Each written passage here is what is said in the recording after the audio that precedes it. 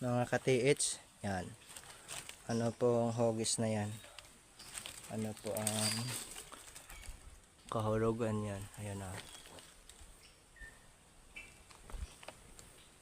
Yan.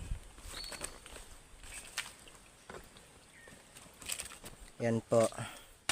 Ito po yung dots. Yan.